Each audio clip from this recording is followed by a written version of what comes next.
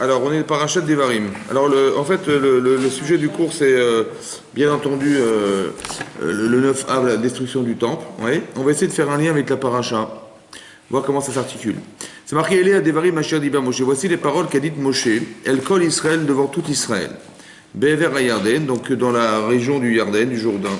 Bamidbar, dans le désert. Barava, dans la colline, dans la vallée. Moulsouf, face au jonc. Ben Paran ou Ben Tofel, entre Paran, Tofel, Velavan, Vechatserot, Vedizav. A priori, ce sont des endroits, des noms d'endroits. Rashi explique, Eléa Devarim, voici les paroles. C'est quoi ces paroles? Rashi explique, les filles She'en divrei Tochachot. Regardez Rashi à droite. Les filles She'en divrei Tochachot sont en fait des paroles de reproche. Ou Manakan, Kolamekomot, et on a cité ici tous les endroits. Shikaïsou, Lifnei Amakom, Baen. Oui, où les Israël ont fauté en mettant en colère, on va dire, entre guillemets, Hachem par leur faute. Les Fichar, c'est pour cela, Satam et Dadvarim, il a dit simplement les choses, Vis Kiran Beremez, en les mentionnant par allusion, Mipnek Vodan chez l'Israël, en faveur du respect qu'on a d'Israël. Vous savez ce qu'il a dit?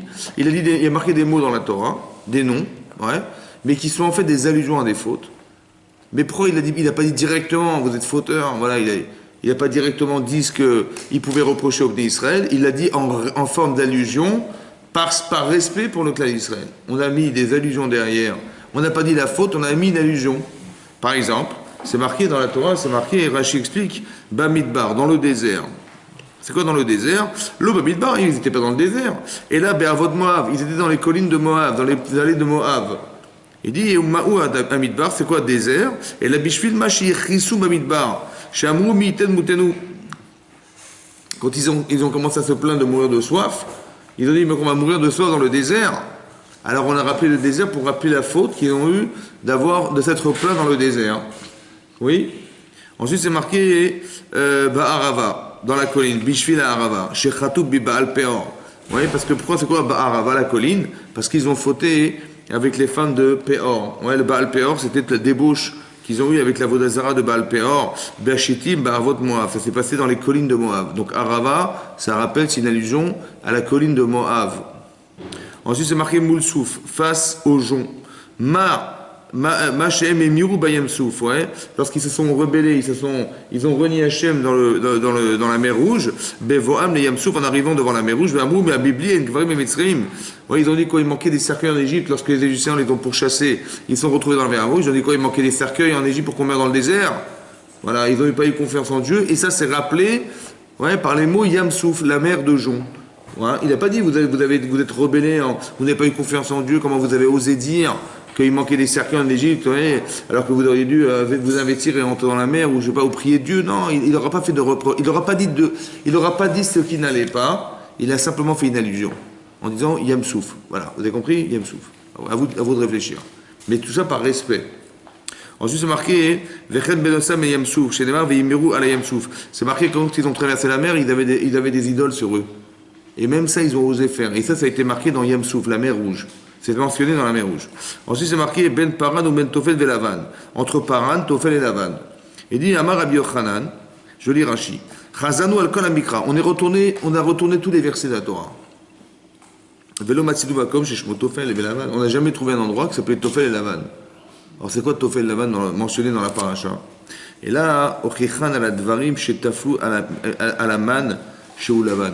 En fait, c'est quoi Tofel et Lavan? C'est ce qui tombait blanc. Nofel en hébreu, c'est tombé. Nofel, Tofel, Lavan, blanc. C'était la manne. Et quoi? Ils ont osé dire, on était dégoûtés de la manne, de ce pain qui nous dégoûtait. Au départ, c'était un pain miraculeux. C'était il pleuvait dans la manne dans le désert, c'était extraordinaire. Et au bout de 40 ans, on n'en pouvait plus. Ils ont osé dire, Nafsho, c'est que notre âme, elle est dégoûtée de cette manne. On ne peut plus de cette manne, toutes les petites boules blanches là. Voilà. L'accoutumance c'était plus fort que le miracle. Et donc, on a rappelé cette carence en disant Tofel, Lavan, deux mots. Ensuite, c'est marqué Chatserot. Machloket chez le Korach. En fait, Chatserot, ça rappelle le conflit qu'on a eu avec Korach. C'est ça Chatserot. Et dit Zahav, Amalahem, pardon, d'avoir Amalahem, la reine l'ilmod mima chez Asiti les Myriam Bechatserot. Et on aurait dû apprendre, tirer des leçons de ce qui s'est passé à Hatserot. Cet endroit, c'était quoi? C'était l'endroit où Myriam, elle a fait du Lashon Hara sur Moshe Rabbeinu. Bishvil Lashon Hara ve'etem nibartem b'makom. Et vous avez dit, le même Lashon Hara que Myriam a fait, vous n'avez pas tiré de leçon et vous avez fait, vous, de la médisance sur la terre d'Israël. L'endroit où vous vous trouvez, où vous deviez rentrer. Oui, vous avez fait peur au peuple d'Israël en prétextant que c'est un endroit inaccessible. C'est du Lashon Hara. C'est un langage négatif. Et bien vous aurez dû tirer les leçons et ça vous ne l'avez pas fait. Et ça s'est passé où? À Hatserot. Donc il n'aura pas raconté tout ce qu'ils ont fait, tout ce qu'ils ont raté de faire et tout. Non, il a dit Hatserot. Un mot. Dizahav, c'est quoi Dizahav? Ouais, Ochichan alaïgel, sur la faute du veau d'or. Ouais. Zahav, c'est de l'or en hébreu. Ouais. She'asu bishvil rov zahav she'elaim. Ils avaient tellement d'or. Ouais. Qu'ils avaient tellement qu'ils ont pensé, bah tiens, on en a beaucoup, on va faire le veau avec. Ouais, j'ai démarré avec Kesef Yebetilahem. Ouais, là, Vézéa sous la balle. Et j'aurais donné beaucoup d'or. Qu'est-ce qu'ils ont fait avec? Ils ont fait le veau d'or avec. Donc vous avez vu ce qui s'est passé?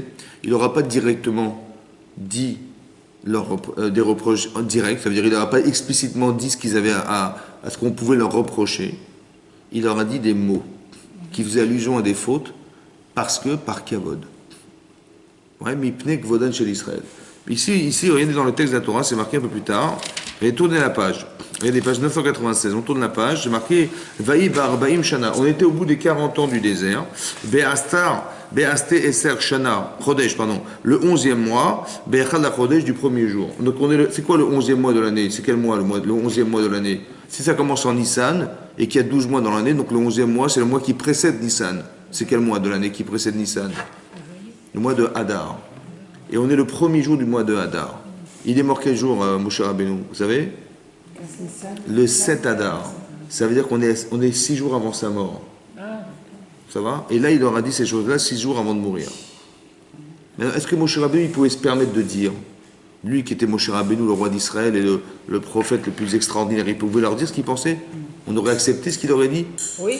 Bien sûr, c'est le roi d'Israël. Mais il n'a quand même pas usé de ce devoir et de ce pouvoir. Il leur a dit Bérémez. Même lui, il n'a pas osé dire. Vous avez compris? Ça veut dire qu'on apprend beaucoup de choses de là. Vous voyez que quand on fait reproche aux gens, il faut faire attention à respecter les gens. Ça va? Pourquoi c'est comme ça? Pourquoi il faut respecter les gens? Quand on fait reproche à quelqu'un, il faut faire avec du respect. Parce que quand on fait reproche, on gêne. On va créer une honte. Forcément, parce que c'est une remise en cause. Mais la personne, par réflexe, elle ne va pas écouter, puisqu'elle la remet en cause. Si vous avez dit, mais vous avez vu, vous avez fait la Vodazara, vous avez fait le Vaudor, vous avez fait les femmes de Midian, vous avez fait. Voilà ce que vous avez fait, voilà bilan, voilà ce qui vous reste, voilà ce que vous avez fait. Ouais. En fait, à cette génération, on va leur dire ce qu'ils ont raté d'être. Est-ce qu'on a besoin d'entendre ce qu'on a raté? Non. Pourquoi? Parce qu'on le sait. Ça veut dire qu'on a besoin de répéter. Par contre, qu'est-ce qu'on aurait voulu entendre? Comment on fait pour s'améliorer? Ben oui, qu'est-ce qui m'a manqué d'être? Ça va? C'est ça que j'aurais tellement aimé entendre. Donc quand tu me répètes ce que je ne sais pas faire, ben, je le sais, et 2, tu me fais honte. Parce que sinon, qui ne sert à rien. Ça va? Donc c'est très important de comprendre ici que finalement, c'est ce rapport-là qu'on a avec le reproche. Très intéressant. Pourquoi c'est intéressant? On a vu, vous vous rappelez, on a dit une fois que dans la paracha, regardez la paracha de Vaïgash. La paracha de Vaïgash, là-bas on parle de... Là-bas, c'est la paracha, c'est le jour où Yosef il va se révéler à ses frères. Ouais. Après toutes ces années passées en dehors de sa famille, pendant 22 ans, il a quitté la maison de ses parents. Il avait 17 ans, et là il a 39 ans, comment il s'appelle, Yosef. Et donc il va... Qu'est-ce qu'il a fait? Il a finalement gardé Binyamin. Ouais, on se rappelle de l'histoire. Il a gardé Binyamin. Et comment vous dire? Et quand il s'est rendu compte que c'est Binyamin qui avait volé la coupe du roi, alors on a dit bon il va garder Binyamin en esclave et tous les frères pourront retourner chez eux. Et là Yehuda intervient, il dit mais écoutez c'est impossible parce que je me suis porté garant vis-à-vis de mon père de ramener cet enfant à son père. Et vous savez quoi? Il est tellement attaché et fusionnel avec lui que si vous gardez cet enfant vous tuez mon père. Ça va? Parce qu'il a déjà perdu un fils. Il a perdu sa femme, Rachel, et là, si vous lui enlevez cet enfant, il va mourir. Ça veut dire que si vous le gardez, vous êtes un criminel. Bon, qu'est-ce que fait Yosef? Regardez dans le texte. Regardez dans la paracha, on est page 268 page 266 dans la paracha de Vaïgash. Donc on est dans le Perek Memhe, ouais, Memhe, Pasuk,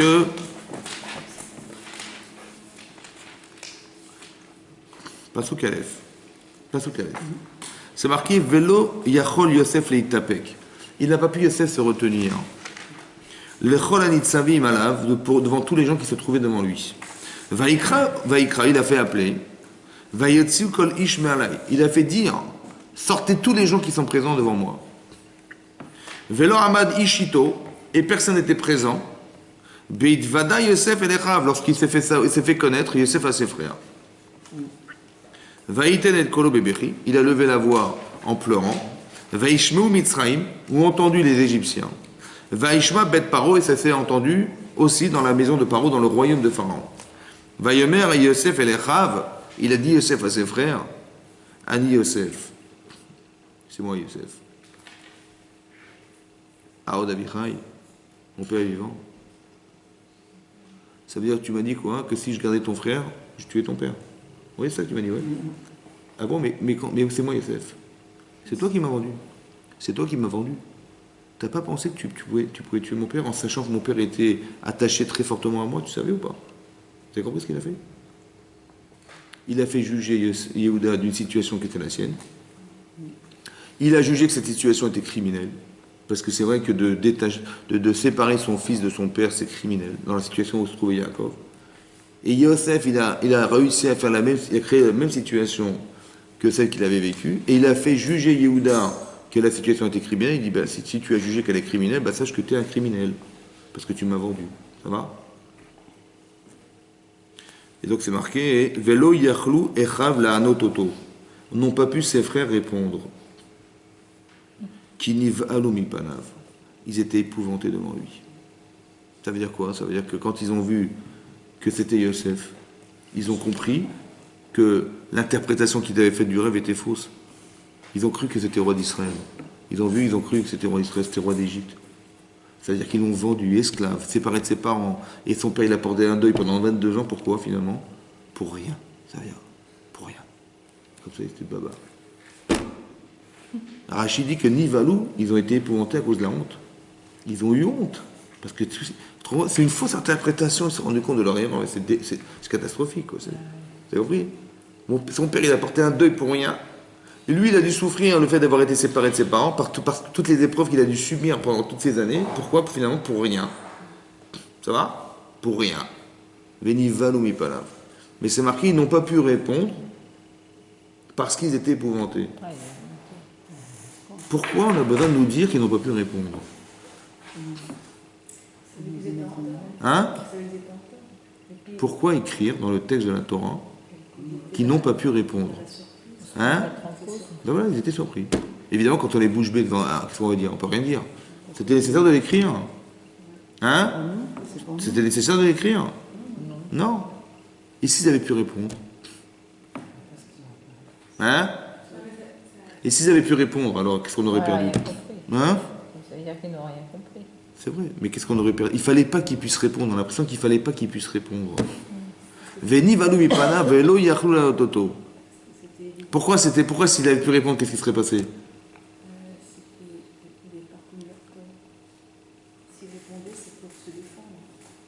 Et qu'est-ce qu'ils auraient perdu? Et qu'est-ce qu'on aurait perdu, nous? Il fallait que Yosef il fasse un reproche, qu'il les condamne, sans qu'ils puissent répondre. Parce que s'ils pouvaient répondre, le reproche, il aurait servi à quoi? Et donc, qu'est-ce qui serait resté? Rien. Si, il serait resté la honte. Ah oui. La honte pour rien. Vous avez compris ou pas? Ah oui. Parce que quand je vais lui dire, si Yosef il avait rassemblé ses frères le premier jour qu'ils étaient arrivés, il dit bon, je vous convoque. Ils sont arrivés dans son bureau. Bon, bonjour messieurs, ça va? Vous m'avez reconnu? Ben non. Ben c'est moi Yosef. Ah bon? Ben, excuse-nous. Donc vous allez faire 10-15 ans de prison, après on se discute. Vous avez compris? Ils auraient compris ou pas? Non. Non. Donc qu'est-ce qu'il a fait? Par respect. Vous imaginez, essayez de vous rendre compte de la force qu'il faut avoir pour être capable d'organiser un truc pareil sans avoir la haine de ses frères. Hein?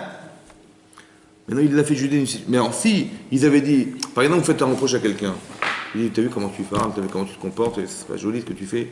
Il dit, de quoi je me mêle? De quoi je me mêle? Moi, je m'occupe de ta vie, moi. Il m'a répondu. Ou il m'a dit, d'abord arrange-toi, et après je m'arrangerai. C'est-à-dire, d'abord toi, après moi. Ouais. Ou il va m'expliquer pourquoi il a fait ça. Ça va? Il a pu répondre. Qu'est-ce que j'ai gagné, moi? Vous savez ce qui va rester entre nous? Un, il va jamais faire ce que je vais lui dire. Et deux, il va avoir la honte de sa vie. C'est marqué dans la Torah. Hein. Lotisnaï tachicha bibamecha. N'aille pas ton prochain dans ton cœur. Ochiach tochiach et amitecha. Fais-lui reproche. Mais l'otissa la frette. N'en porte pas la faute. Et Rachid expliquait, ne porte pas la faute de lui faire honte en public. Ça veut dire qu'il y a deux styles de honte. Il y a la honte qui vient de soi. On a honte de soi. Ça, c'est une honte positive. Si par exemple je suis en décalage, en contraste avec ma vie, je dis comment j'ai pu faire une chose pareille, j'ai honte de moi, parce que je suis contrasté avec, je sais ce que je peux faire de bien dans la vie. Et là, je vois que j'ai fait une chose qui est contraire à ce que je pense, ça, j'ai honte. Cette honte, elle est positive, c'est la honte de la teshuva. Mais la honte du regard des autres, hein, la honte de celui qui a fait voir, qui a fait savoir.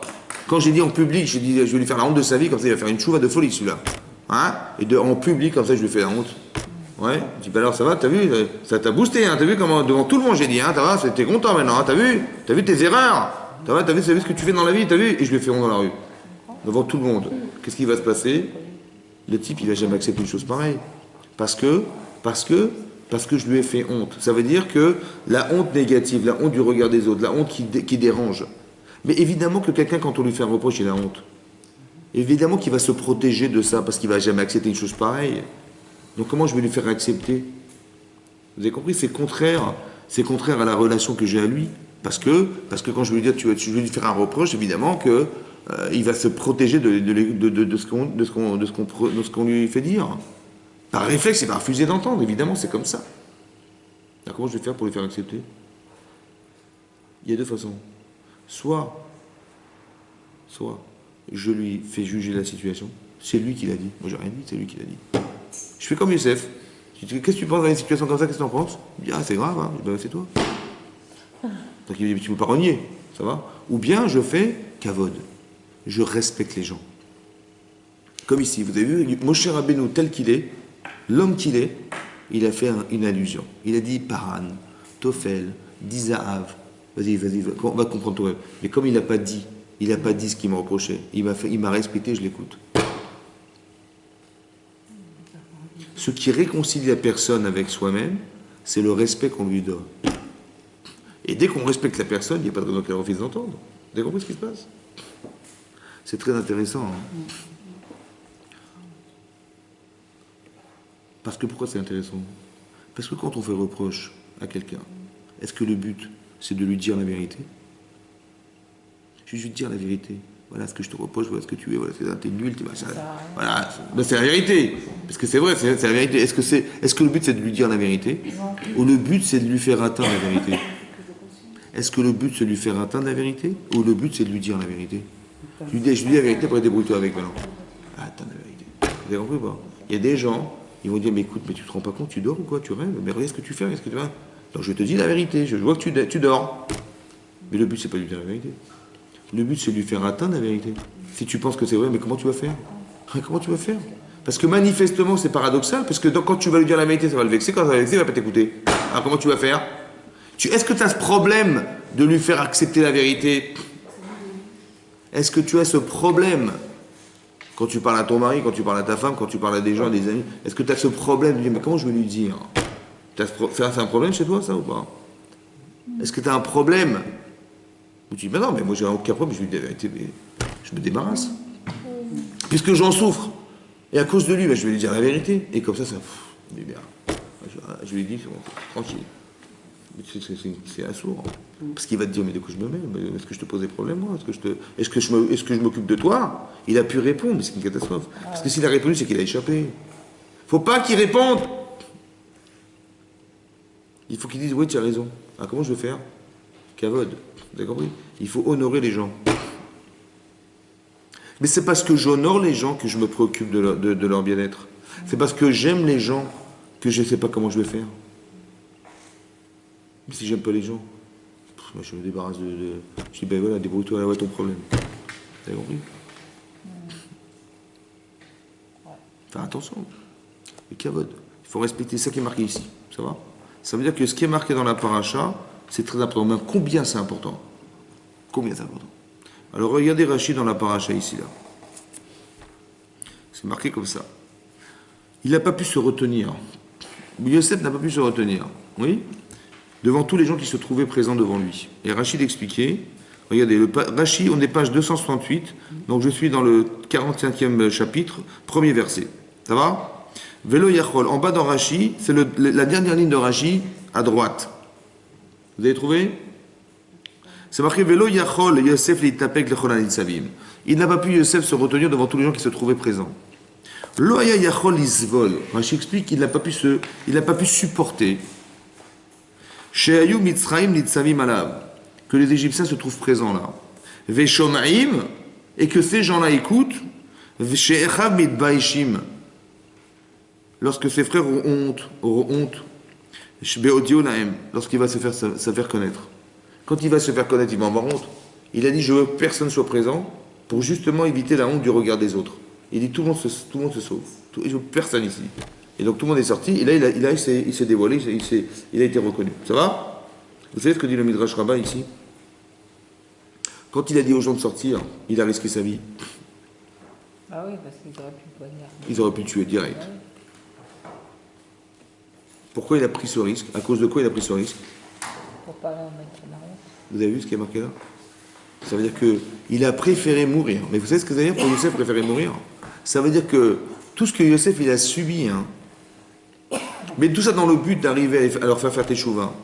Pourquoi il n'a pas téléphoné à son père pendant toutes ces années? Parce qu'il n'y a pas le téléphone. Hein?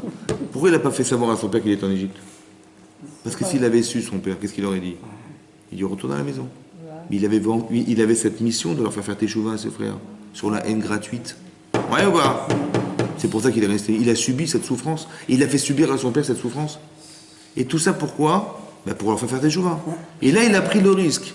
Ouais, de mourir pour ne pas leur faire honte. Pourquoi? Parce que s'ils vont avoir honte de ce que je vais dire, ma mission va s'arrêter là, j'aurai raté ma mission.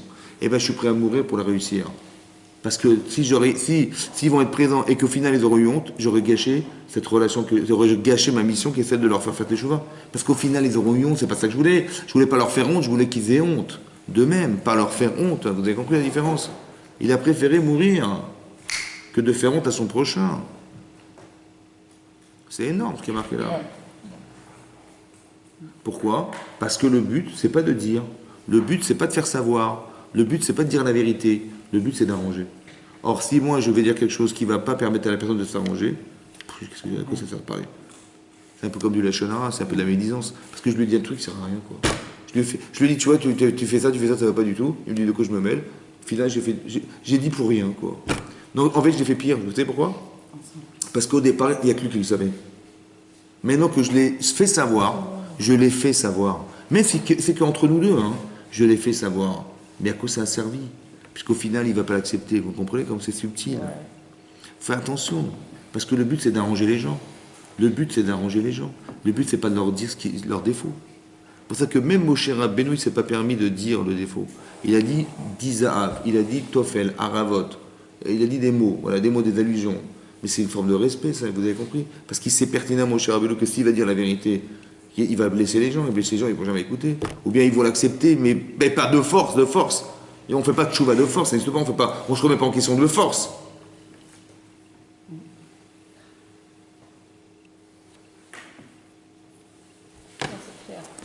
Il y a eu le Beth Amikdash. On a vu le Beth Amikdash un jour. Je ne sais pas si vous vous rendez compte de ce que ça veut dire. Ça veut dire qu'il y avait quelque chose qui était révélateur que Dieu existe. Il y avait des miracles dans le Beth Amikdash. Pendant 410 ans, il a duré 410 ans le premier. Le deuxième a duré 420.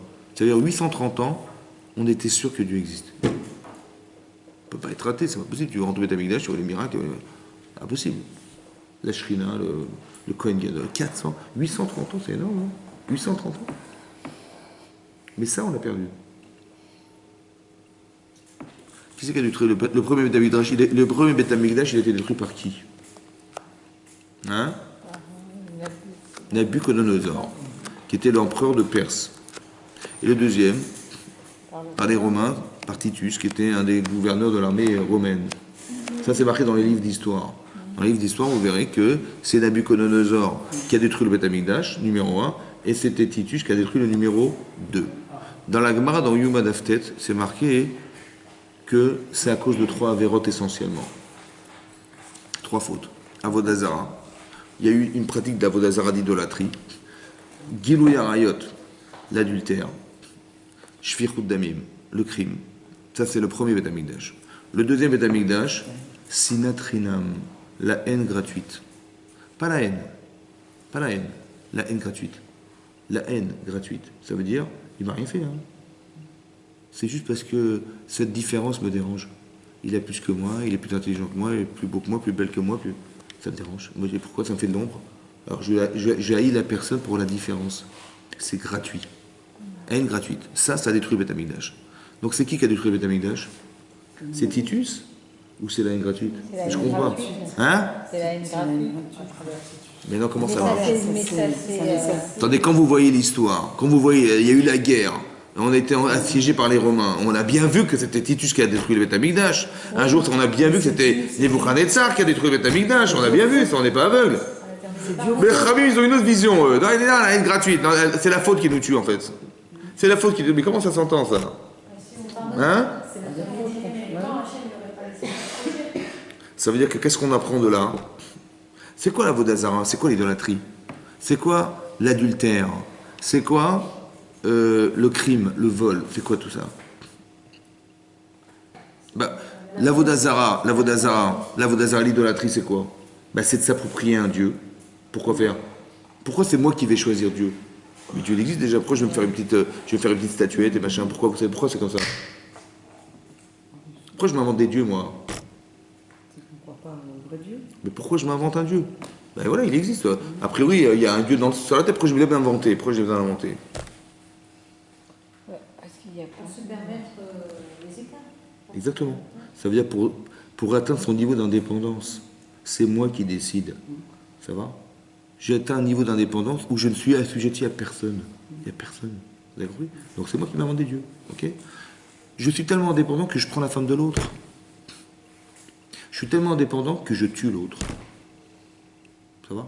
Je suis tellement indépendant que je vole l'autre.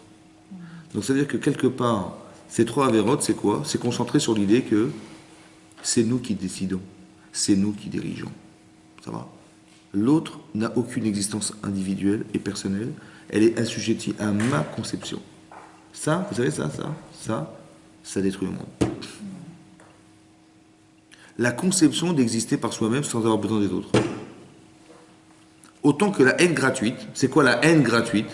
C'est d'éliminer l'autre pour la différence qui me fait de l'ombre. Donc, je suis seul. Il n'y a que moi qui existe, puisque je vais le tuer ou je vais le détruire parce qu'il me fait de l'ombre. Ou je ne vais même pas le fréquenter. Vous savez quoi? J'ai la haine gratuite. Je ne veux pas le fréquenter. Cette dissociation des êtres, ça détruit le monde. C'est quoi la logique? Pourquoi? Parce qu'on ne se supporte pas, soit parce que il a une plus belle femme que la mienne, soit parce que ce bon Dieu il me fait de l'ombre, ou soit parce que, je ne sais pas moi, sa présence me dérange. Ouais? Pourquoi ça détruit le monde, ça? C'est la jalousie, parce que Ouais. l'autre fois vous avez dit Oui. que Dieu nous donne chacun sa part à ça et que Oui. si on jalouse les autres. Ben voilà, on est jaloux, c'est pas grave, voilà, on est jaloux. Chacun vivra sa vie, c'est pas grave. Pourquoi c'est grave? Parce que ça veut dire qu'on remet en cause Dieu, parce que si Dieu a décidé Ben, il a décidé, ok, mais c'est pas grave. Mais en quoi ça détruit le Beth Amikdash? La haine gratuite. Peut-être que l'idée c'est comme ça. Depuis qu'on a reçu la Torah, on est un peuple. C'est qui le Dieu de ce peuple? Le Dieu de ce peuple. C'est Hachem. Mais c'est parce qu'on est associé qu'il est le Dieu de ce peuple. Mais si on n'est pas associé, il est Dieu de quoi? De rien. Vous avez compris ce qui se passe? Ça veut dire que si on ne se supporte pas, soit parce que je me suis inventé un bon Dieu, moi, donc il n'est plus là, lui, il n'existe pas, soit parce que je me permets de prendre sa femme. C'est quoi sa femme en fait? À part sa carte bleue, c'est quoi? Sa femme, c'est quoi sa femme? Hein? C'est quoi sa femme? Qu'on a enlevé de lui. C'est quoi sa femme? Hein? Son associé. C'est-à-dire l'entreprise. Sa moitié, c'est sa... C'est quoi sa moitié? C'est moitié. Ça veut dire quoi? C'est bien. C'est pour ça. Hein? C'est quand c'est bien. C'est quoi? Quand sa femme, c'est quand c'est bien. C'est bien. Ou sont bien. Ça veut dire ce qui lui appartient, quoi. Mais elle t'appartient pas ta femme. C'est quoi son bien? J'ai pas compris. Hein? Hein? C'est lui en partie. Au départ. Mais c'est lui. Au départ, ils étaient neshama masculine féminine. Bah Oui, non. Ouais. Donc de prendre sa femme, c'est prendre. Mais sa partie spirituelle essentielle pour l'éternité. Vous avez compris Sa ça? partie spirituelle. Mais oui, c'est pas prendre ses biens, c'est prendre ce qui est sa partie spirituelle. Qui sait qu'un homme, un homme tant qu'il n'est pas marié, il n'est pas un homme. Donc c'est qu'il lui manque quelque chose. C'est une partie de lui. Mais c'est lui, en fait, c'est ça, c'est lui en fait. Sa femme, c'est lui. Donc ça veut dire donc ça veut dire qu'on a déchiré cette neshama en deux. C'est-à-dire que tout le projet divin qui était concentré dans un homme et une femme a disparu. Dans quel cas? Ben, il prend sa femme. Dans le cas où il y a... L'adultère, s'il prend sa femme. Et shvirut damin, c'est tuer physiquement cette personne. Mais qu'est-ce qu'un homme il peut faire sans son corps? Ben rien. Vous avez compris ce qui se passe? Ça veut dire qu'on a détruit. C'est ça qu'on a détruit l'essentiel de l'être. Ça détruit le monde. À quoi il sert le monde si l'essentiel a disparu? Il n'y a plus d'âme. Ça sert à rien. Vous avez compris ça? Ça veut dire c'est ça ce qui se passe. La haine gratuite, dit l'Agmara, c'est l'équivalent de ces trois avérotes. La haine gratuite, c'est l'équivalent des trois. Pourquoi? Parce que c'est le concentré de l'idée. Parce que si je ne supporte pas la personne, ben je prends sa femme, je prends son bon Dieu, je supporte pas de bon Dieu, moi. La haine gratuite, vous avez compris, c'est gratuit. L'amour gratuit.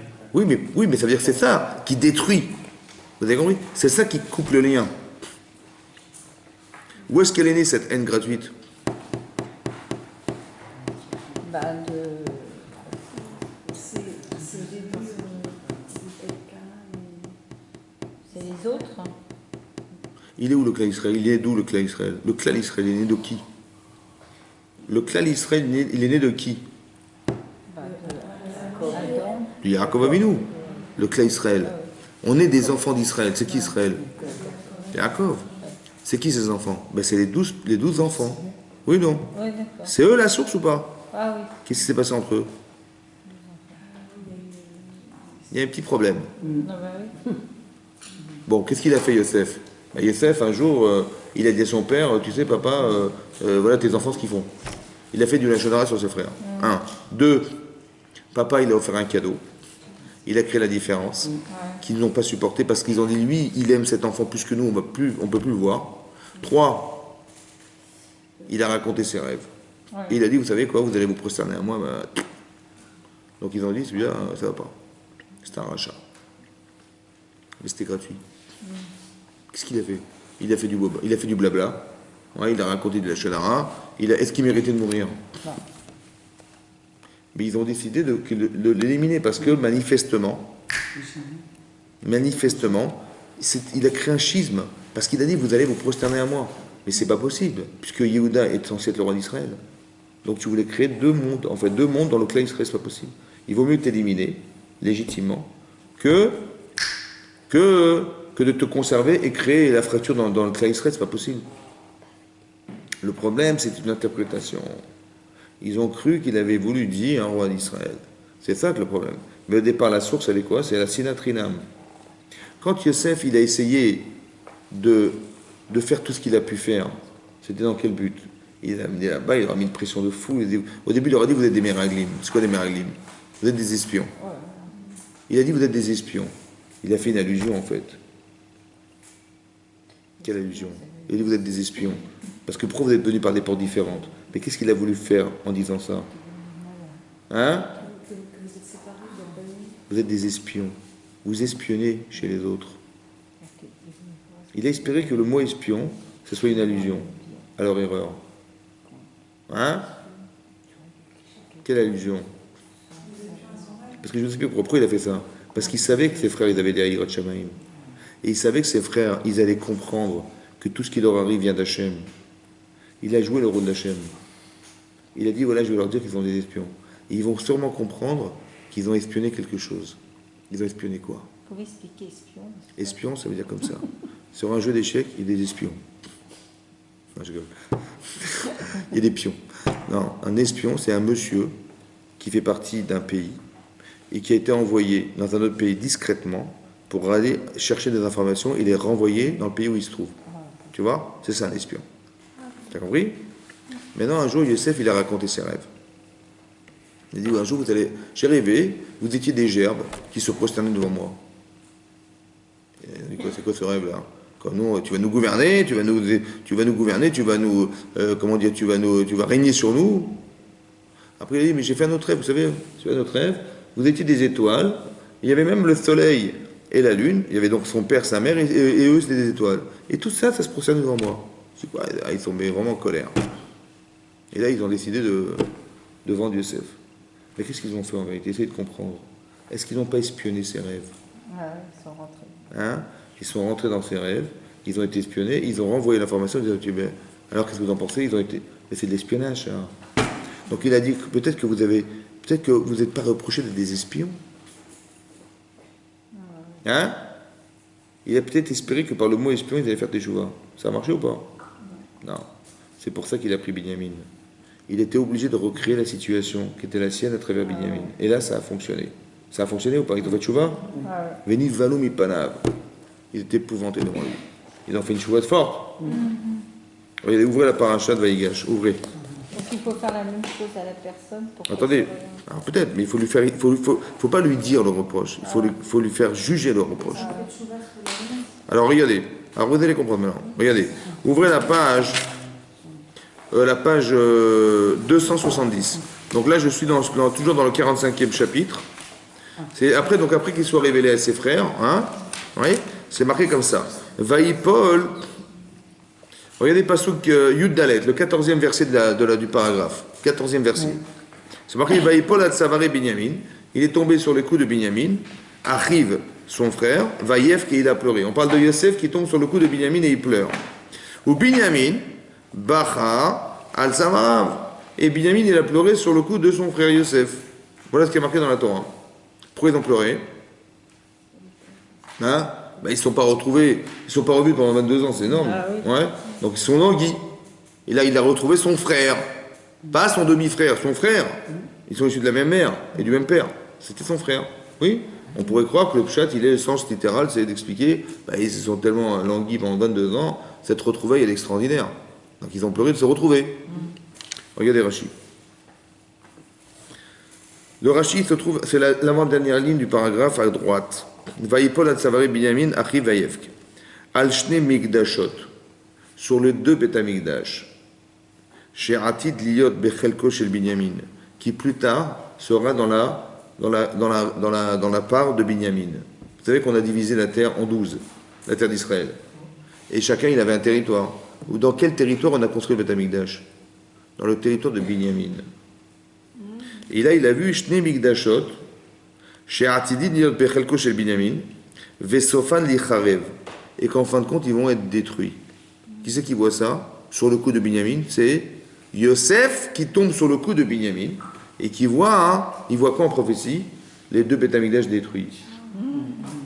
Donc ils n'ont pas pleuré parce qu'ils se sont retrouvés, ils se sont languis, et pas du tout. On est en train de nous expliquer que Yosef, il voit en prophétie, en tombant sur le coup de son frère, il voit les deux Betamigdash se détruire. Et Binyamin, il a pleuré sur le coup de Yosef, Al Mishkan Shilo, chez Atid Liot Bechelko Shel Yosef et Sofoli Charev. En fait, ils ont pleuré que quoi? Que le Mishkan Shilo, qui est le Mishkan, qui a permis, de façon intermédiaire, en attendant Betamigdash, on avait Mishkan Shilo, ouais, qu'il a vu que ce Mishkan, il a aussi été détruit, ce sanctuaire a été détruit. Donc sur le territoire de Yosef et l'autre sur le territoire de Binyamin. Pourquoi le Betamigdash, à votre avis, il a été construit sur le territoire de Binyamin? En rapport à ce qu'on a dit. Essayez de comprendre. Parce que c'est qui a fait le shalom entre Yosef et ses frères? C'est Binyamin. Il a eu le mérite qu'on construise le temple qui est le shalom entre Dieu et les hommes. Ouais? Oui ou non? C'est quoi le coup? Sur le coup de Binyamin, c'est quoi? C'est le lien. Le lien entre la tête et le corps. C'est quoi qui fait le lien entre le ciel et la terre? C'est ça le coup, c'est l'allusion au coup. Ça va? Vous avez compris? Maintenant, ça veut dire quoi? Qu'est-ce qu'il a vu, Yosef? Il a vu, on lui a montré le Beth Amikdash détruit. Pourquoi on lui a montré ça? Pourquoi on lui a fait savoir?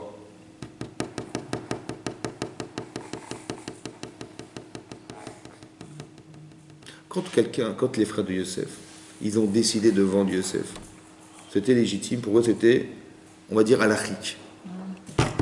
Mais au fond du fond du fond du fond, c'est quoi qui est alimenté?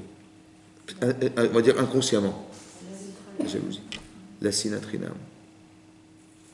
Quand je vois le Beth Amikdash détruit, qu'est-ce que je pense? Moi, je suis Yosef. Je pleure de voir que on m'a montré que ce Beth Amikdash était détruit. Ça veut dire quoi pour vous? Chazak, mais ça veut dire quoi? Qu'est-ce que ça veut dire? Ça veut dire... Là, ils ont fait tchouva il y a 5 minutes, là. Ils ont fait tchouva ou pas? Mais je vois, en tombant sur le coup de mon frère, je vois le Chorban Abayit détruit. À cause de quoi? De l'égoïsme. À cause de la haine gratuite, oui ou non? Le Beth Amikdash à cause de l'égoïsme. Et le deuxième à cause de la haine gratuite, oui ou non? Alors, le fait Donc ça a fonctionné ou pas? non. Ça a fonctionné jusque-là.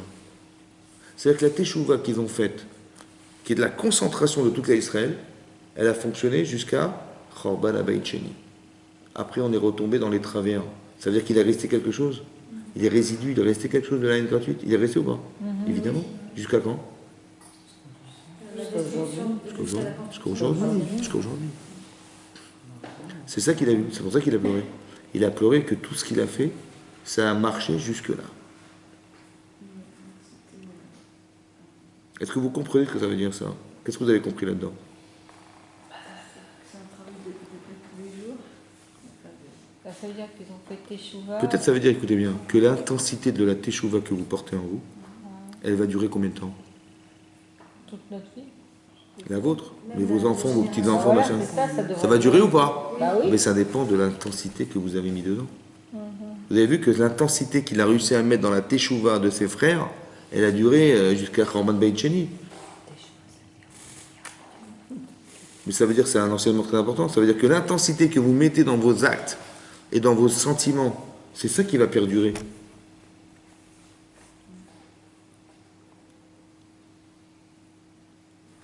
Ah ouais. Avec ça, j'ai compris une fois, j'ai compris. Dans le ventre de ma mère, je me rappelle, on m'a dit comme ça. Quand Yosef, quand Yaakov Avinu, ouais, il a récupéré la bracha de son frère par supercherie. L'autre, son frère était à la chasse. Il a perdu sa place. Et quand Yosef, quand Yaakov est sorti, et ça avait rentré. Il dit, voilà papa, je t'ai préparé les bons plats que tu m'avais demandé. Il dit, mais qui tu es toi? Il était aveugle. Il savait qu'il était aveugle. Il dit, mais qui tu es? Il dit, ben, je suis ton aîné, Esav, tu crois? Et là, il a compris que son frère était passé avant, il a donné le bracha.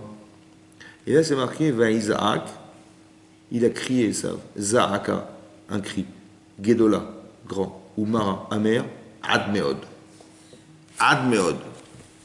Pourquoi la Torah nous besoin de nous détailler tout ça? Que c'était tellement, tellement profond, quoi. Hein? Oui, non?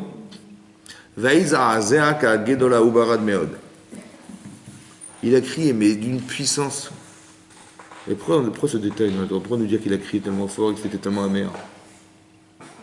Que toutes les générations. C'est qui est ça? C'est qui est ça? C'est un homme? Ouais. C'est qui est ça? C'est un homme? Non, Ou c'est une nation? c'est une nation. C'est la nation. Quand il dit, mais tu ne portes pas 2 enfants en toi, tu portes 2 nations. Ou le homme, il est homme, il est matz. Ils vont toujours se confronter, ces nations. C'est pas 2 hommes, en fait. La représentation des saints, c'est pas un homme, c'est la représentation de l'Occident. Et l'autre, c'est l'Orient. Vous avez compris? L'un, c'est le monde juif, l'autre, c'est le monde non juif. Ça va, c'est ça? Oui, non? Et tout le temps, elles vont se confronter, ces 2 nations. Donc, Esav, il ne porte pas en lui que l'être qu'il est. Il porte tout ce que ça concentre en lui. Donc, quand il a crié profondément Ad Meod, Ad l'extrême, le plus profond, c'est-à-dire jusqu'à quand? Jusqu'à aujourd'hui. C'est ça que ça veut dire, Ad Meod. Quand vous voyez des gens qui ne supportent plus, ou qui ne nous justifient pas, nous, on est une intolérance zéro, nous. On ne peut pas. Hein. D'où ça vient? Ils ne le savent pas, mais ça vient de là-bas. Vous avez compris ça? C'est pour expliquer qu'il a essayé de leur faire teshuva, mais il a vu que ça n'a pas fonctionné complètement. C'est-à-dire qu'il leur a mis une pression énorme. Veniv alumi panav. Ils étaient épouvantés devant ce qu'ils ont vu, mais manifestement, il est resté quelque chose. La preuve, c'est que quand après Jacob est mort, ils ont eu peur que Yosef se venge. Il a dit, mais non, je ne vous en veux pas. Vous avez compris, il restait quelque chose. Ils avaient des choses à se reprocher. Vous avez compris ce que ça veut dire? C'est très important ce qu'on a dit ce soir. Ça veut dire que quand on fait teshuva, et quand on sait qu'il y a des gens qui sont en décalage, il faut respecter les gens. Respecter les gens, ça veut dire que quand tu vas leur parler, il faut que tu aies le souci de savoir comment tu vas dire. Et comment je vais lui dire? Par respect. Parce que je sais pertinemment que si je veux lui dire la vérité, il ne va pas la supporter. Ça va le vexer, il ne va pas écouter. Ça va? Donc comment je vais faire? Et ça, c'est une préoccupation, ça. Il leur a dit Bérémez. Yosef, il a été capable de se contenir, mais par respect pour ses frères. Ouais. Parce que comment quelqu'un, il peut avoir subi une chose pareille, d'avoir été vendu, d'avoir été innocent, vendu par ses propres frères, comment quelqu'un il peut supporter ça? Vous avez compris ou pas? Quelles sont les allusions que Yosef a fait? Par exemple, Il n'a pas fait une allusion, il a respecté ses frères en le faisant juger d'une situation qui était la sienne. Il a dit, voilà, je garde Binyamin. Ah, c'est ça, le sac. Alors qu'est-ce que tu penses? Il dit, mais si tu fais ça, mais t'es un criminel. Tu tues mon père si tu fais une chose pareille. J'étais sûr. Ben oui, parce qu'il est tellement fusionnel. Mais il a perdu sa femme, il perd cet enfant. Mais c'est fini, il va mourir. Ouais, J'étais sûr. Mais oui, c'est sûr. Là, t'es sûr. Mais tu savais comment mon père il m'aimait, moi? ouais, c'est vrai. Tu sais ou pas? Mais comment tu as pu faire une chose pareille? Vous avez compris? C'est-à-dire qu'il a fait juger d'une situation. Et là, maintenant qu'il a jugé, il peut pas dire le contraire. Vous avez compris comme c'est subtil? C'est-à-dire qu'il a... Mais c'est par respect, ça. Parce qu'il aurait pu dire la vérité en pleine figure. Et l'autre, il n'aurait pas pu renier. Seulement, il aurait été vexé. Et cette vexation, elle n'aurait pas permis de faire teshuva. Pourquoi? Parce que la teshuva, c'est de la noblesse. Teshuva, c'est de s'accepter fauteur. De dire, mais comment j'ai pu faire une chose pareille? Comment j'ai pu faire? Pas pour moi que tu m'as dit que j'ai fait. C'est pas toi qui juges de ma vie, c'est moi qui juge. Mais quand tu dis que tu as fait, tu vas juger. Tu me juges. Et oui, c'est ça qui nous manque en fait. C'est le respect. La finesse. Ah oui, c'est la finesse. Ça veut dire qu'il faut accepter l'idée, mais comment ça se construit ça? Comment ça se construit? Est-ce qu'Hachem il respecte les gens? Oui, bien sûr. Alors, il y a beaucoup d'exemples dans la Torah. Par exemple. Avec Sarah et Abraham, Comment? pendant ce qu'est-ce que Sarah elle n'a pas un enfant. Comment Hachem il respecte les gens et quel niveau? Par exemple, là on voit que Moshe Rabbeinu, il a eu un respect, mais pour tout Israël. Donc c'est un respect pour la communauté. Ça va? Est-ce que pour un individu c'est pareil? Par exemple, vous savez, vous connaissez l'histoire. La Gemara dans Gittin, elle ramène là-bas dans Daf Zayin. Elle dit il y a une histoire de Kamsa et Bar Kamsa. Qu'est-ce qui s'est passé? Un jour, il y avait un notable à Jérusalem qui avait organisé un grand festin chez lui. Il avait demandé à son domestique d'aller chercher Kamsa. Bon, ça s'est passé comme ça. Il est comme ça. Et qu'est-ce qui s'est passé? Il s'est trompé, il a invité Bar Kamsa, qui était son ennemi juré, quoi. Il s'est gouré. Maintenant, quand Bar Kamsa est arrivé, il a dit, bah tiens, c'est sympa, il a reçu un faire-part, l'invitation, il était content, il a fait le shalom. Bon, il y va là-bas, et l'autre, il le voit venir. Il fait, qu'est-ce que tu fais là, toi? Il fait, mais voilà, tu m'as invité. Il fait, sors d'ici, il a fait la honte. Il dit, écoute, laisse-moi, je paye mon plat, laisse-moi tranquille, je paye mon plat. Il dit, non, je veux pas te voir. Il dit, je paye la moitié de la Séouda. Il a invité beaucoup de monde. Il dit, je veux pas te voir. Il dit, je paye toute la Séouda. Il l'a dit, il l'a jeté. Il l'a jeté devant tout le monde, il a fait la honte de sa vie. Il a eu tellement de haine qu'il était à Rome. Ce bar comme ça. Et il a eu tellement de haine, il a été voir César, et il a dit, tu sais quoi, les Juifs, ils ne te supportent pas. Il dit, ah bon? Il dit, ouais. Il dit, rien, la preuve, tu amènes un sacrifice. Et tu verras qu'ils ne vont pas l'accepter. Tellement ils sont racistes. Il a dit, ah, d'accord, on va voir. Alors il a dit, tiens, on va prendre un animal, il a pris un bœuf. Et avant d'arriver à Jérusalem, là-bas, il a fait un défaut qui l'empêche de pouvoir être sacrifié. Et lorsque les Chachamim, ils ont vu ça, hein, ils ont dit, mais comment ça se fait qu'il a amené un sacrifice pas caché? Ouais. Il a dit, alors qu'est-ce qu'on fait alors? Il a dit, ben, si on sacrifie, les gens vont dire qu'on sacrifie des animaux pas cachés qui ne sont pas aptes à pouvoir être sacrifiés, ben, c'est pas bien. Si on le refuse, le roi il va croire qu'on est contre lui. Ouais. En fait, ils avaient compris que c'était lui qui l'avait fait. Vous avez compris? Et ils ont dit, alors qu'est-ce qu'on fait? Il dit, bah, c'est pas grave, on va refuser. Il vaut mieux refuser que... Ouais, puis qu'est-ce que ça fait? Ils ont refusé. Lui, il est retourné là-bas, et c'est ça qui a déclenché la guerre. Ça va? La Gemara dans Gittin a dit, tu te rends compte? À cause de la honte qu'on a fait à un homme pareil, Hachem, il a détruit le Beth Amikdash. La goutte qui fait déborder le vase. Ouais. Mais depuis quand Hachem, il s'occupe d'un rachat? Depuis quand Hachem, il va dire, c'est un rachat ce type-là. C'est un rachat. Comment il a osé faire un truc pareil contre tout? Oui ou non? Et Hachem, il a respecté cet homme. Ah bon? Parce que c'était pas juste. Mais c'est pas juste ce qu'il a vécu. Vous avez compris? Un rachat comme ça. Comme c'est marqué Bilam. Bilam. C'est un rachat, Bilam. Ce sorcier qui a voulu maudire le clan Israël. Qu'est-ce qu'il a fait Hachem? Ouais. Bah, quand il est parti pour aller maudire les bénis Israël, alors qu'il avait demandé de ne pas y aller, finalement il a insisté, il a dit bon bah si tu veux vas-y. Il a envoyé un ange devant lui, qu'il n'a pas vu, hein, mais son ânesse elle l'a vu. Et à chaque fois que le voyait, elle avait peur, elle se cognait à droite, à gauche. Ouais, lui, qu'est-ce qu'il a fait? Il a pris son bâton, il a tapé, et il y a eu un miracle. Quel miracle? Qu'elle a parlé. L'ânesse a parlé. Et elle lui a fait un reproche. Il dit pourquoi tu me frappes? Il dit parce que tu m'as fait mal. Elle l'avait cogné contre le mur, ça l'a fait mal. Il dit mais est-ce que je l'ai fait exprès? J'ai pas fait exprès, machin. Et est-ce que j'ai toujours été désobéissante?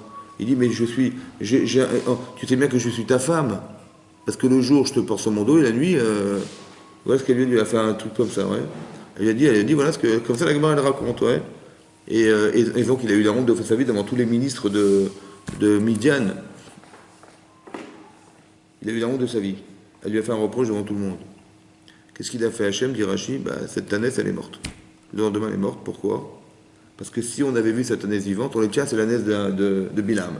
Et ça aurait été insupportable pour lui, donc il valait mieux qu'elle meure. Donc il a respecté Bilam, Hachem, il a respecté cet homme. Mais de qui tu parles? C'est un homme et c'est un rachat. Vous avez compris? Il a préféré qu'elle meure. Ça veut dire quoi, l'ânesse? Si elle était restée vivante, il y a eu un Kiddush Hashem. On aurait dit Dieu existe. Voilà, l'ânesse, elle parle. Elle, l'ânesse de Bilam, ça aurait été un Kiddush Hashem ou pas? Ça aurait été un Kiddush Hashem de voir une ânesse qui parle. Une ânesse qui parle. C'est un miracle. C'est que Dieu existe, oui ou non? Il valait mieux qu'il ait honte, lui, monsieur le rachat, et qu'elle parle et qu'elle continue à vivre, ou qu'elle meure et que lui, il n'ait pas la honte de sa vie. Qu'est-ce qui valait mieux? Il valait mieux que lui. Qu'il n'ait pas la honte ou qu'il y ait un Kiddush Hashem permanent qu'on puisse dire voilà Dieu existe. Hashem il a préféré qu'elle meure l'ânesse. Il n'y ait pas de Kiddush Hashem pour pas qu'il ait honte. Donc Hashem il respecte ça. Vous avez compris? Ça veut dire pourquoi c'est comme ça?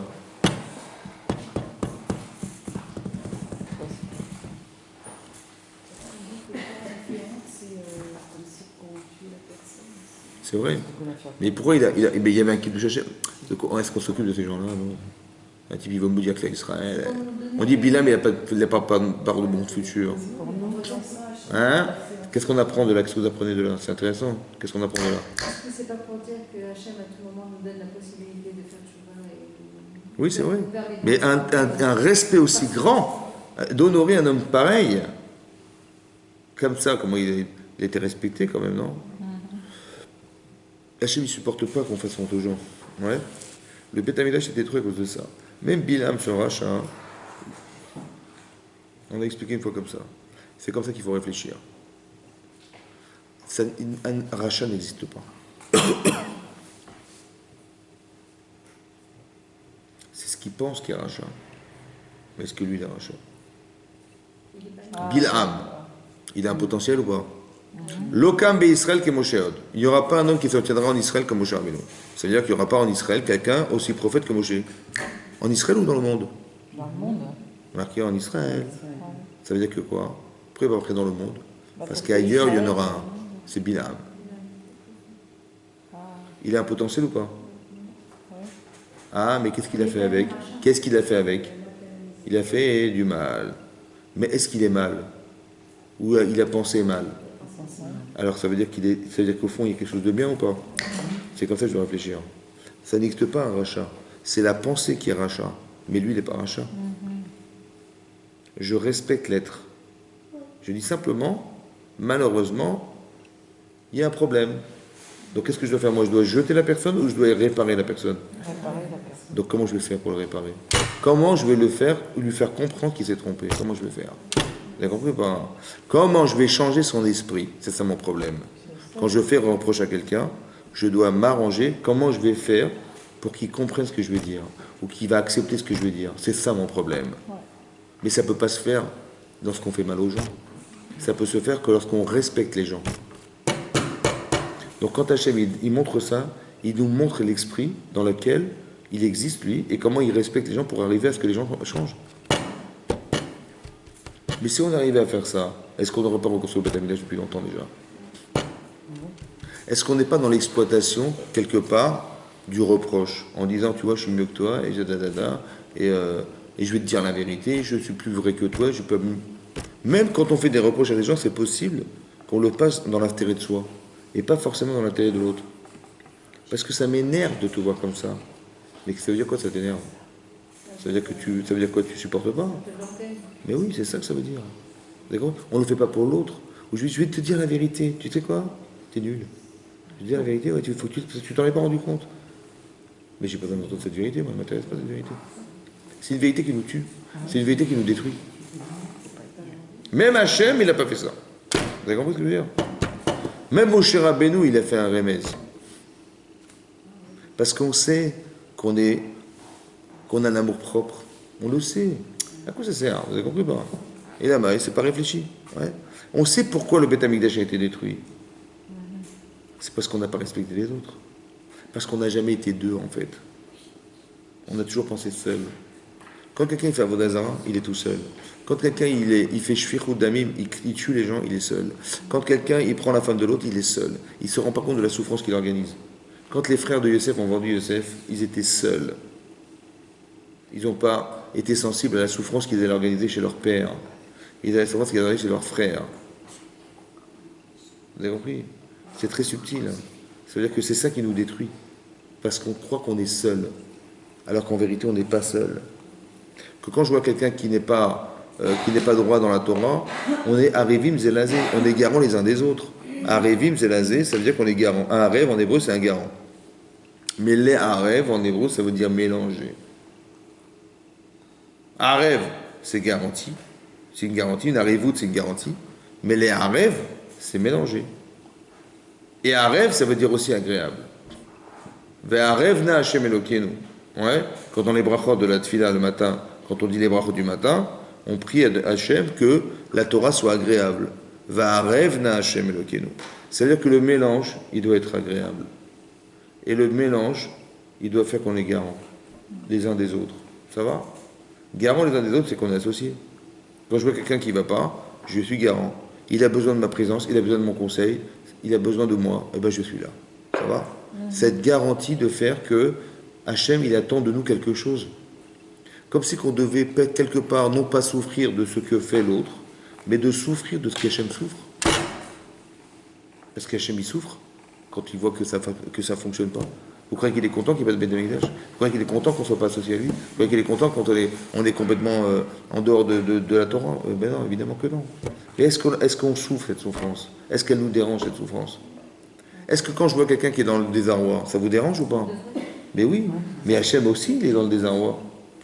Est-ce qu'on souffre cette problématique? Maintenant que si ça doit pouvoir s'arranger, comment ça va se réfléchir? C'est ça reconstruire le Beth Amikdash. C'est de comprendre comment on va faire pour arriver à faire que le monde soit meilleur. C'est-à-dire que le lien qu'on a pu dissocier un jour, ces liens qu'on avait tissés ont disparu. Tout ça parce que la forme dérange. Vous avez compris? Alors on va arrêter d'être formel et on va être plus profond. Vous avez vu? Que c'est pas Titus qui détruit, c'est la Isinatrinam. C'est beaucoup plus profond. C'est ça qui nous détruit. Et c'est ça qu'il faut retenir. C'est ça qu'on doit essayer de comprendre. Ça, c'est dans la Teshuvah. Mais la Teshuvah ne pourra se faire que si je suis en paix avec moi-même. Ça va? Où j'ai un jour profité de l'idée que le changement m'a rendu meilleur. La jouissance de la Teshuvah. Ouais. Voilà. J'ai vu que j'étais mieux. Maintenant, quand on me dit ça va pas, et que je sais que je vais travailler sur ça, je vais être mieux. Mais vous avez vu? Si quelqu'un vous lui fait un reproche et il se vexe, c'est pas évident qu'il ait fait Teshuvah un jour. Et c'est ce qu'il a fait, Youssef. Parce que quelque part, bah oui, parce que quelque part, quand on a fait des choix, on sait le bénéfice qu'on a eu un jour de se débarrasser de la pollution qui nous pollue la vie, non? Ouais. Oui, non? On se sent mieux. Et ben là, j'ai dit, bah oui, ben pour vous, ça est marqué Oev et Tatorachot. Il faut aimer les reproches parce que je sais bien que quand ça a été dit, peu importe qui l'a dit, ben je sais que j'ai un problème, mais je vais dire, ben tiens, j'ai pas remarqué, je vais travailler sur ça. Heureusement que tu me l'as dit, j'avais pas fait gaffe. Ça va? Dans cet esprit-là, il faut le vivre. Mais ça, c'est possible de l'accepter lorsqu'on sait le bénéfice qu'on a de s'en débarrasser. Ah oui, et là, ça Oui, fait dans un état d'esprit de ne pas accepter le reproche. Enfin, En général, on refuse. En général, on évacue. Mais ça, c'est parce qu'on n'a pas compris à quoi ça sert. Mais quand on a compris, qu'est-ce que ça pouvait nous apporter? Après, le problème, vous savez quoi? C'est la manière de le dire. Tu as raison, mais tu aurais pu dire autrement quand même. Ouais, tu m'as pas respecté. Et ça, faut faire attention parce que c'est humain. Même Moshe Rabbeinu, il n'a pas fait ça. Et si on est capable de vivre cet esprit-là, dans cet esprit-là, ouais, ça veut dire d'être dans la considération de l'autre, autant que dans l'idée de permettre à l'autre d'accéder à ce que nous savons être émettre, alors il y aura la shalom, évidemment. de quelle allusion vous parlez pour Moshe Rabbeinu? Bah, toutes les allusions qui sont marquées dans la page de semaine. Il a dit, regardez, ouvrez la page. Dans la page cette semaine, il a dit,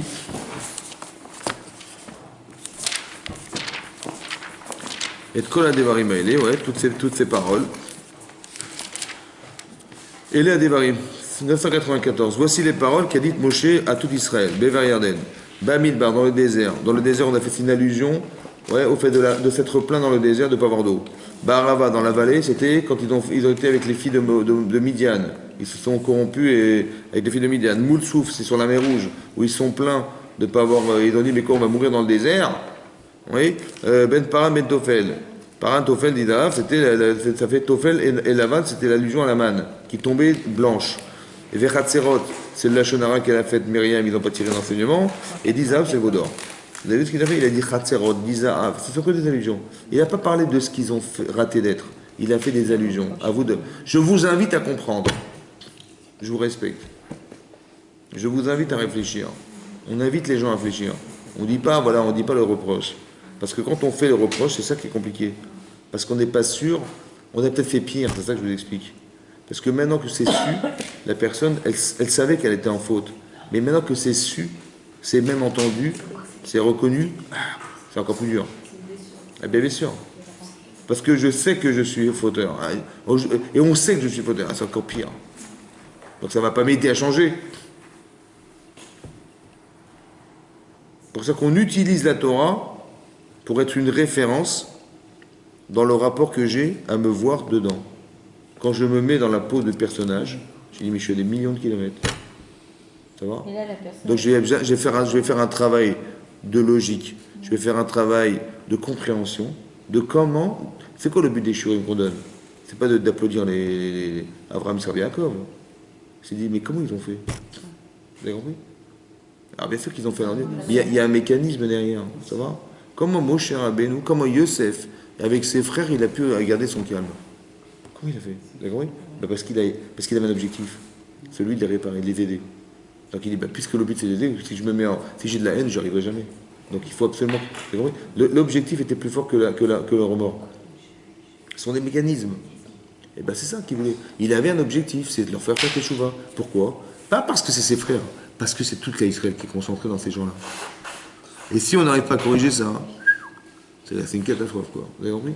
Donc il avait cette conscience, donc il est obligé de se calmer, il est obligé de se contenir, il est obligé d'avoir du respect, il est obligé d'avoir l'intelligence. Vous avez compris? Il est dans l'exploitation maximale de ce qu'il est lui-même. Il est intelligent, Youssef. Donc il va dire, mais comment je vais faire? Il s'est posé la question, mais comment je vais faire pour faire reconnaître à Yehuda son erreur? Comment je vais faire? Il a réfléchi, il a trouvé. Mais c'est ça qu'on doit faire nous. On doit être dérangé, on doit être gêné, on doit être embêté. Comment je vais dire à mon mari? Comment je vais dire à ma femme? Comment je vais dire à mes enfants? Comment je vais faire? Comment je vais faire pour que mes enfants ils acceptent ce que je vais leur dire? C'est pas évident, hein. Je suis père de famille quand même, ils doivent me respecter. C'est pas évident, ils vont peut-être pas écouter ce que tu vas dire. C'est une préoccupation qu'on doit avoir, parce que c'est la seule manière qu'on a d'aider les gens. Parce que si je dis des vérités, ils vont pas m'écouter. Finalement, j'aurais fait pire. Parce que je leur ai fait savoir que moi je savais, voilà. Je leur ai fait savoir que je savais. Alors, un enfant, quand on veut lui expliquer qu'on n'a pas la manière, on prend des références différentes, par exemple. On prend des références ou bien on met des gants. On dit, je sais pas comment je vais te dire.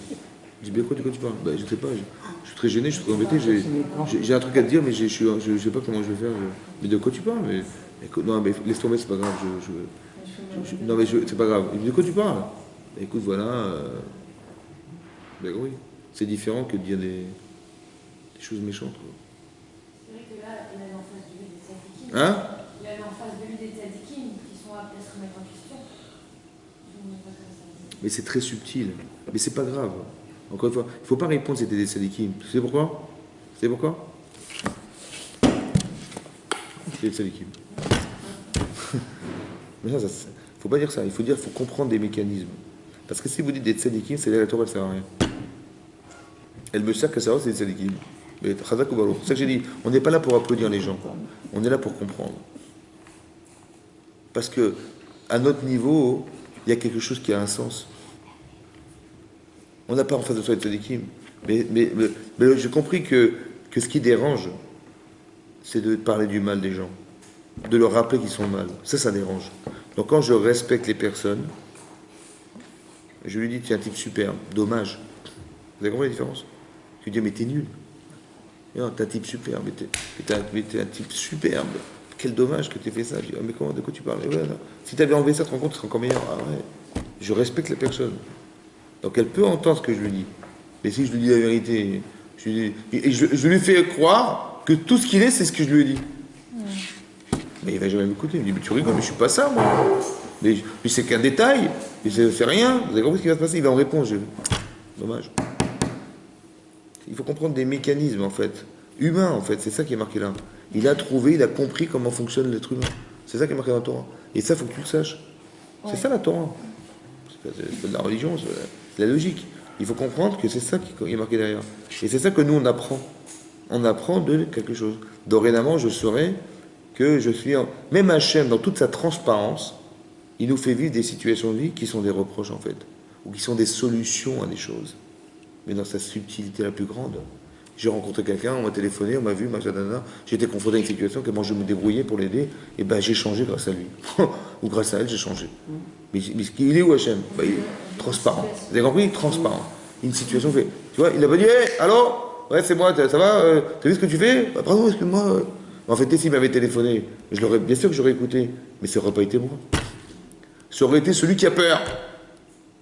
Mais je ne veux pas que j'ai peur, il veut que je le fasse par moi-même, que j'ai décidé. C'est très subtil, c'est un kavod énorme. Kavod énorme. Il nous respecte.